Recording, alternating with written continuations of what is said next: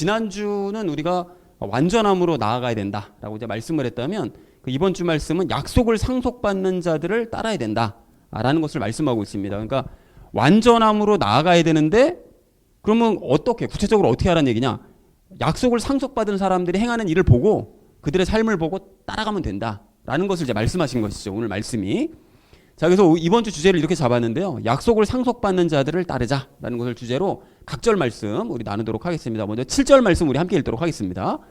자기 위에 자주 내리는 비를 흡수하여 땅을 가는 자들에게 합당한 채소를 내는 땅은 하나님께 복을 받으려니와 라고 말씀합니다. 여기 자기 위에 자주 내리는 비가 뭐를 뜻하는 걸까요? 비유 말씀이죠. 당연히 말씀이겠죠. 말씀의 비가 이제 내릴 때라는 얘기합니다. 그러니까 자주 듣는 말씀을 의미하는 것이죠. 그러니까 그 말씀을 자꾸 흡수를 해야 된다는 얘기입니다. 자, 그래서 땅을 가는 자들은 그럼 누굴까요?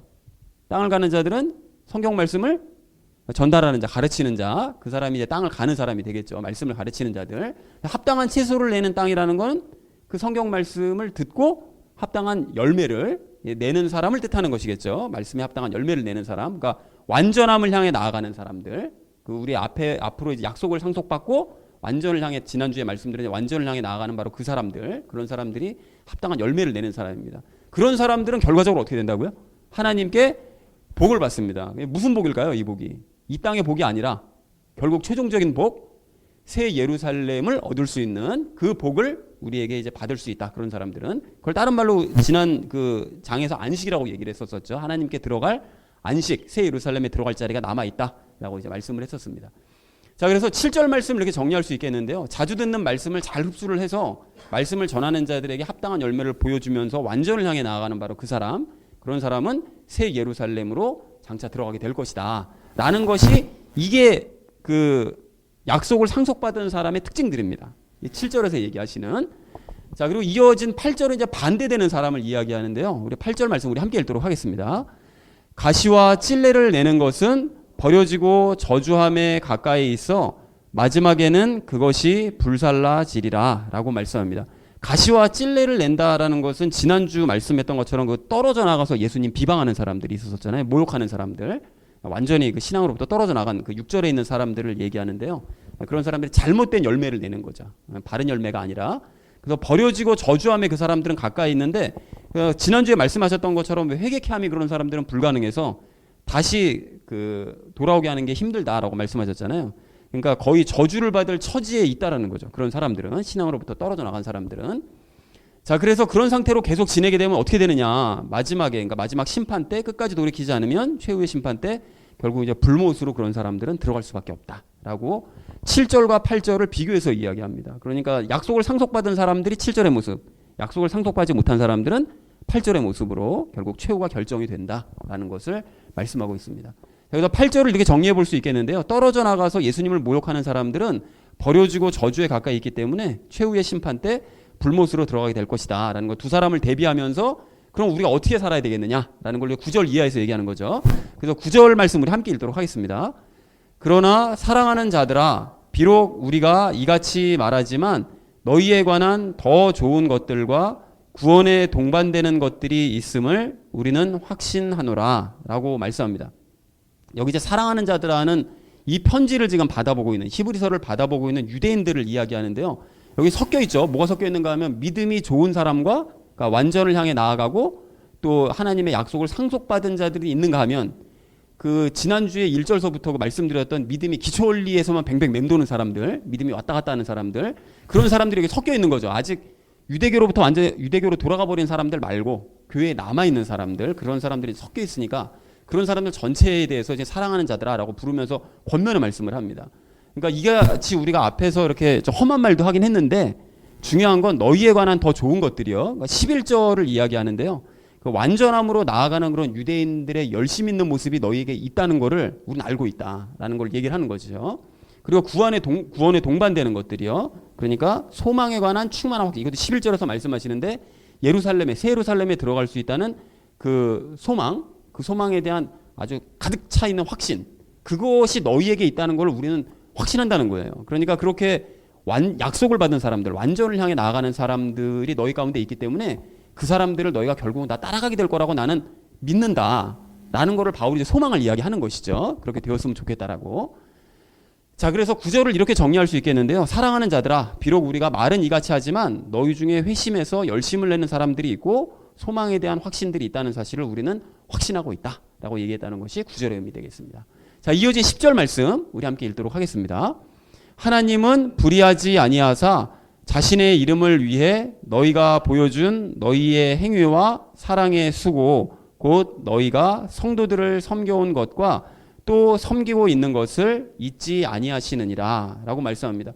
그러니까 그 히브리서를 받아보는 그 사람들 중에 완전을 향해 나아가는 사람들, 또 상속받은 사람들, 이 사람들이 보여주는 그 아름다운 모습이 있는데 그것이 너희가 보여주는 그 사랑의 행위, 너희의 행위와 그 사랑의 수고, 그것이 있다는 거예요. 그러니까 너무 아름다운 모습들이. 그러면은 행위와 그 사랑의 수고가 뭐냐?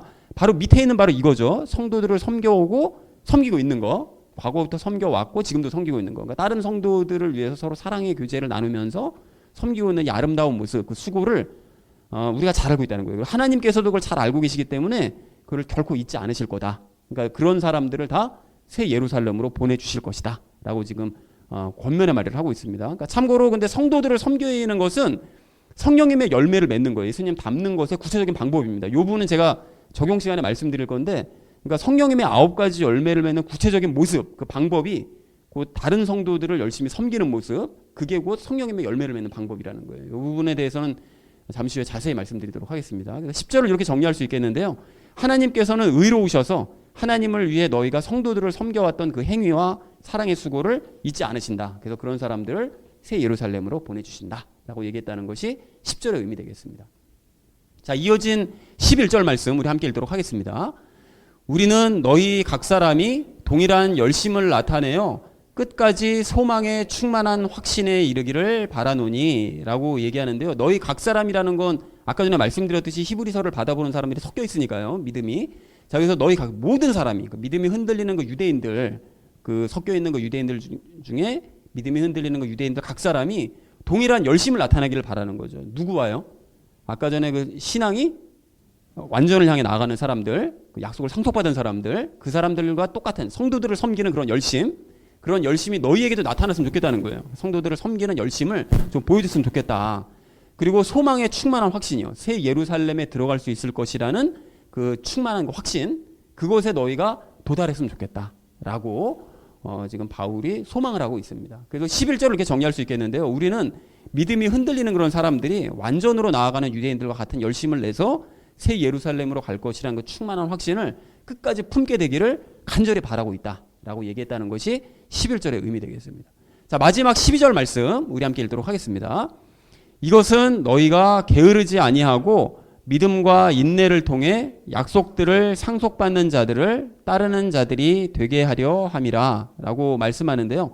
이것은이라는 건 앞에서 이렇게 너희에게 간절하게 우리가 이걸 바라는 것은 이렇게 얘기하면서 자꾸 잔소리처럼 너희에게 자꾸 얘기를 하는 이유는 너희가 게으르지 않게 되기를 바란다는 거예요. 어떤 모습이에요? 성도들을 열심히 섬기는데 게으르지 않는. 그러니까 성도들을 섬기는 것은 곧 아까는 성령님의 9가지 열매를 맺는 것이라고 그랬고 그것이 곧 예수님을 닮는 것이니까 예수님을 닮는 삶에 너희가 게으르지 않기를 바라기 때문에 이러는 거고, 믿음과 인내를 통해, 그러니까 그렇게 성령님의 열매를 맺는 데는 예수님을 닮는 것에는 믿음도 필요하고 인내도 필요하다는 거예요. 그러니까 그걸 포기하지 말고 끝까지 달려가야 되기 때문에 이렇게 잔소리처럼 계속 너에게 원한다 바란다 이런 얘기를 자꾸 하는 거다라고 지금 바울이 얘기를 하고 있는 것이죠. 약속들을 상속받는 자들, 그러니까 새 예루살렘에 들어가게 해주신다는 그 약속을 받는 자들, 회심해서 완전으로 나아가는 사람들을 끝까지 너희가 따라가는 그런 모습을 너희가 보여주었으면 좋겠다. 그렇기 때문에 우리가 이렇게 잔소리처럼 계속 바란다 원한다 이런 얘기를 하는 것이다 라고 얘기했다는 것이 12절의 의미가 되겠습니다. 12절을 이렇게 정리해 볼 수 있겠는데요. 너희가 열심을 내주기를 바라는 것은 너희가 성도들을 섬기는 일에 게으르지 않고 믿음을 가지고 인내함으로써 약속을 상속받는 사람들을 따라가게 하려는 그런 목적으로 이렇게 얘기하는 것이다 라고 얘기했다는 것이 12절의 의미가 되겠습니다. 자, 그래서 오늘 전체 말씀을 이렇게 정리해 볼 수가 있겠는데요. 말씀을 흡수해서 합당한 열매를 내는 사람은 새 예루살렘을 상속을 받겠지만 그것이 이제 약속을 상속받는 사람들이요. 근데 떨어져 나가서 예수님을 모욕하는 사람들은 마지막 날 불못으로 들어가게 될 거다. 그러니까 약속을 상속받은 사람들과 그렇지 않은 사람들을 봤다면 그 중간에 있는 사람들이요. 그러니까 신앙이 왔다 갔다 하는 사람들이요. 믿음이 왔다 갔다 하는 사람은 어떻게 되느냐. 말은 우리가 이처럼 하지만 그런 사람들, 너희 중에 열심과 소망을 가진 사람들이 있다는 것을 우리는 확신하고 있으니, 그런 사람들이 있으니 그런 사람들을 보고 배우라는 것이죠. 하나님께서는 하나님을 위해 성도들을 섬기는 너희의 수고를 결코 잊지 않으실 거니까 하나님도 이렇게 마음을 가지고 계시니 어떻게 해야 된다고요? 우리는 너희 모두가 똑같은 열심을 내서 다 새 예루살렘에 대한 확신을 끝까지 갖게 되기를 원한다. 꼭 그렇게 되기를 바라는데, 이렇게 당부하는 것은 너희가 게으르지 않고 믿으면서요, 또 인내하면서 약속을 상속받는 자들을 뒤따라가게끔 하기 위해서 내가 이 모든 말씀들을 하는 것이다 라고 얘기했다는 것이 오늘 말씀 전체 내용이 되겠습니다. 그래서 오늘 전체 말씀을 약간 더 좀 더 간단하게 정리해 보자면, 말씀을 먹고 합당한 열매를 맺는 사람은 새 예루살렘으로 가고, 그죠? 그리고 떨어져 나가서 예수님을 모욕하는 사람들은 결국 불못으로 가게 될 거다. 그러니 중간에 있는 너희들, 그러니까 믿음이 흔들리는 사람들은 어떻게 해야 되느냐?